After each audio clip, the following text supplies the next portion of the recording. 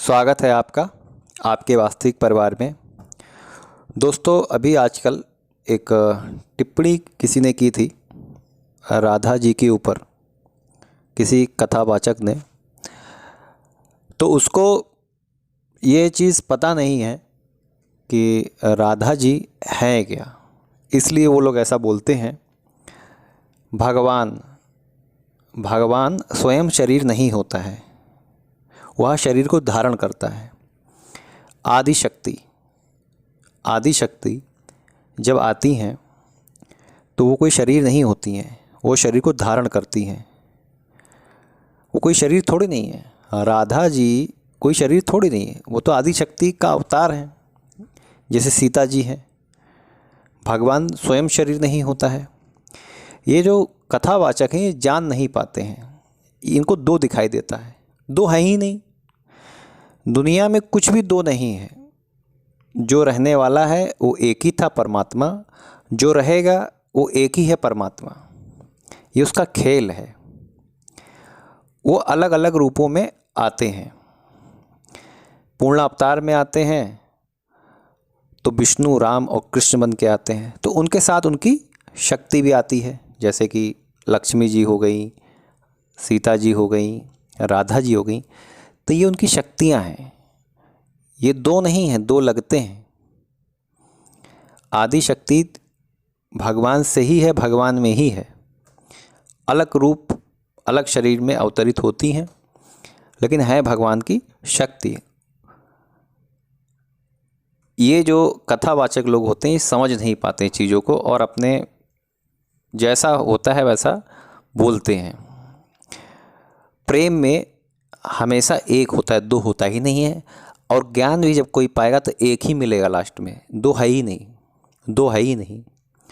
जहाँ दो है वहाँ अभिमान है, मैं है, और जहाँ मैं है वहाँ पे तो दंड का विधान बनता ही है। तो इसलिए जो ग्रंथ पढ़ने वाले हैं और बताने वाले हैं, कम से कम सूक्ष्म दृष्टि, दिव्य दृष्टि और ज्ञान दृष्टि तो होना चाहिए किसी बात को बताने के लिए। ये जब नहीं होता है तो इस तरीके की बातें होती हैं। आदि शक्ति का अवतार हैं ये सब आदि शक्ति का अवतार हैं। जो भगवान की सहायक शक्ति होती हैं वो आदि शक्ति कहलाती हैं, उन्हीं का अवतार है। और ये जो कथावाचक लोग होते हैं ये सिर्फ जैसा लिखा वैसे पढ़ते भी हैं और अपने अनुसार उसको बताते हैं, तो वो गलत है, वो गलत है। राधा जी को कृष्ण से अलग नहीं किया जा सकता। कैसे अलग करेंगे आप? जो इतना प्रेम कर रही हों, जो ज्ञान को साइड में रख के केवल और केवल कृष्ण की हैं, उन्हें कोई अलग कैसे कर सकता है? तो मति की गति है। जैसे जैसे लोगों जैसे जैसे पढ़ रहे हैं, जैसे किताबें पढ़ रहे हैं, जो समझ में आ रहा है बोल रहे हैं, ऐसा नहीं है। भगवान की चीज़ भगवान ही जानता और भगवान ही बता सकता है। इसलिए राधा और कृष्ण में भेद करना मूर्खता है। भेद नहीं करना चाहिए, और कोई भेद करता है तो अज्ञानी है। अरे वो वही हैं जो सीता थी वही राधा बन के आई, और ये भगवान के साथ आती ही हैं, हमेशा आती हैं। भगवान की शक्ति हैं, माता है हमारी। तो ज्ञान होना चाहिए, और जब ज्ञान नहीं है तो लोगों को उस तरीके से नहीं बोलना चाहिए, इस तरीके की टिप्पणियां नहीं करना चाहिए।